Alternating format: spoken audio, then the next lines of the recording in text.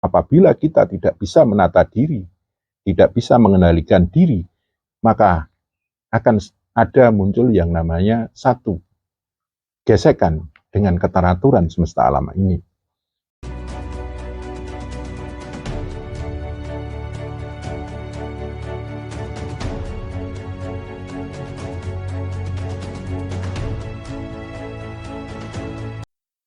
Salam bahagia.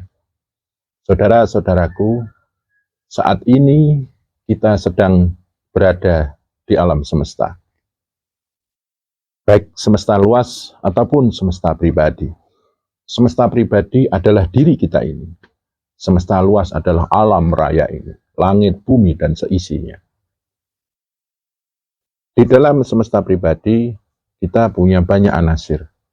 Entah itu wujud kita, sifat kita, rasa kita, hidup kita, keberadaan kita. Di dalamnya ada pikiran kita, penglihatan, pendengaran, penciuman, pengucapan, perasaan kita, emosi kita, keinginan, kehendak, dan lain sebagainya. Di semesta alam pun juga ada wujudnya. Wujudnya tak berbatas, sifatnya tak berbatas, kehendaknya tak berbatas,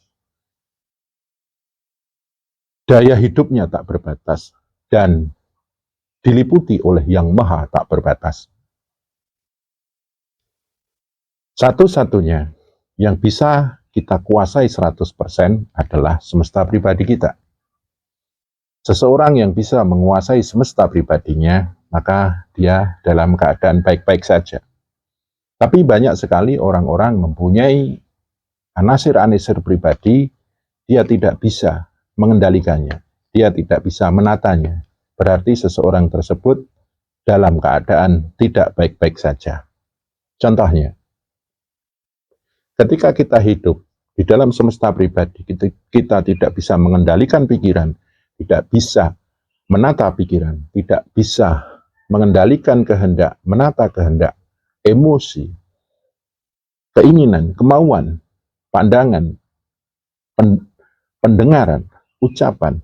Kalau semuanya itu tidak dalam kendali kita, tidak dalam penataan kita, maka disitulah kita punya masalah. Saudaraku, alam semesta ini sangat tertata, sangat rapi, geraknya sangat ritmis. Maka dari itu, apabila kita tidak bisa menata diri, tidak bisa mengendalikan diri, maka akan ada muncul yang namanya satu, gesekan dengan keteraturan semesta alam ini. Gesekan dengan sistematika yang ada di alam semesta ini. Jadi seseorang tersebut akan tidak baik-baik saja. Di dalam ilmu agama, di dalam ilmu kebatinan, kita ada ajaran yang namanya semedi, meditasi, sholat, puasa, pengendalian diri, menciptakan budi pekerti. Di sana banyak sekali hukum-hukum yang menata diri kita. Untuk apa? Agar diri kita ini tertata. Seseorang yang hidupnya tertata, dia bisa menata tubuhnya, nafsunya, pikirannya, rasanya, perasaannya, maka dia akan menemukan satu titik yang namanya ketenangan, kedamaian. Konsep kesedihan, konsep kebahagiaan, itu subjektif. Seseorang bisa saja bahagia dengan satu hal yang sangat sederhana. Tapi ada pula orang yang segalanya dia punya, segalanya dia mampu, segalanya dia bisa. Tapi dia tidak bahagia. Kenapa? Mungkin dia gagal menata dirinya, dia gagal mengendalikan dirinya. Sekaya apapun orang, semulia apapun orang, sehebat apapun orang, tapi kalau dia sudah lepas dari kendali diri, lepas dari penataan diri, maka semuanya itu akan rusak. Karena apa? Karena mulai tidak tertata, mulai tidak terkendali. Akhirnya menghasilkan satu keadaan yang sulit dikendalikan dan sulit ditata. Dan itu akan membuat diri kita absurd. Diri kita tidak jelas. Dan di dalam ketidakjelasan itulah muncul yang namanya kesedihan, penderitaan, dan lain sebagainya. Kita punya kehendak, kita punya keinginan, kita punya kemauan. Secara ideal, seharusnya kemauan, keinginan, dan kehendak itu harus disesuaikan dengan batas kekuatan kita, batas daya kuasa kita.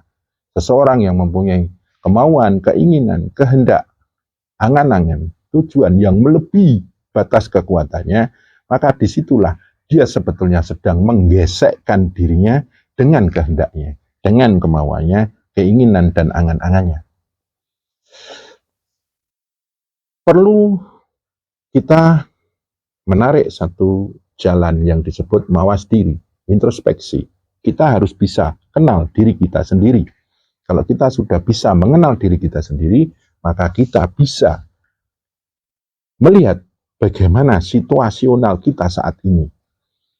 Ketika kita bisa melihat dengan jelas situasional kita, maka kita bisa dengan mudah mengendalikannya, menatanya. Kalau kita sudah bisa mengendalikan dan menatanya, otomatis kita dalam situasi yang aman. Ketika kita sudah bisa mengendalikan diri, kita bisa menata diri, maka kita akan bisa sinkron dengan ketertataan alam semesta ini. Terkendalinya alam semesta ini oleh Sang Maha Pengendali, Sang Maha Menata. Di dalam konsep ide orang beragama, itulah yang disebut Tuhan. Saudara-saudaraku,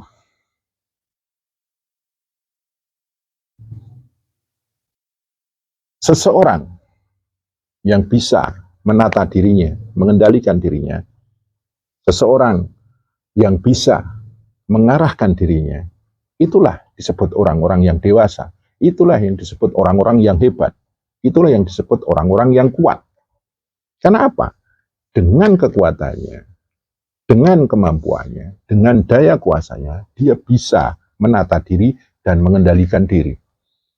Orang yang kuat bukan orang yang terlalu berani. Orang kuat bukan orang yang tidak punya takut. Orang kuat bukan berarti orang yang tahan, menahan beban yang luar biasa dibanding yang lainnya. Bukan. Orang yang kuat adalah orang yang bisa melihat situasional, akhirnya bisa mengendalikan unsur-unsur dirinya, anasir-anasir dirinya, akhirnya membuat sesuatu tidak menjadi beban, tidak menjadi gesekan, tidak menjadi satu yang menghimpit dirinya. Itulah yang disebut orang yang kuat. Tuhan mencintai orang-orang yang kuat, bukan mencintai orang-orang yang lemah. Disebut orang yang lemah adalah orang-orang yang tidak mampu menata diri dan mengendalikan diri. Begitulah saudaraku, kita perlu mengenal semesta pribadi ini, agar semesta pribadi ini bisa mengalir sepakat dengan semesta alam raya ini. Ketika kita bisa mensinkronkan antara semesta pribadi dengan semesta alam raya ini, maka disitulah muncul yang namanya kadar. Kadar ketenangan, kadar kebahagiaan, kadar ketentraman, kadar kedamaian. Kadar ini bahasa Arabnya adalah takdir. Orang-orang yang bisa menata dirinya, orang-orang yang bisa mengendalikan dirinya dari pikirannya, rasanya, perasaannya, tubuhnya, perbuatannya, ucapannya, pendengaran, penciuman, pikirannya, angan-angannya. Seseorang yang bisa mengendalikan itu semuanya, maka dia akan memperoleh satu kadar yang lebih bisa membahagiakan dirinya, lebih bisa memberi kepuasan dalam dirinya, dan bisa memberi kadar yang membuat dirinya tenang, nyaman, tentram, dan damai. Itulah rahasia kadar diri. Bahasa Arabnya adalah takdir. Selama ini konsep takdir seperti takhayul, nggak jelas. Takdir itu kayaknya kok ini kehendak Tuhan atau kehendak diri atau kehendak alam atau apa. Takdir adalah kadar. Ketika kita bisa mengendalikan diri, mensinkronkan pengendalian diri dengan alam semesta yang terkendali. Kita bisa menata diri dan mensinkronkan diri dengan ketertataan alam semesta ini yang dikendalikan oleh yang maha mengendalikan, ditata oleh yang maha menata. Seperti itu saudaraku, salam logis. Terima kasih.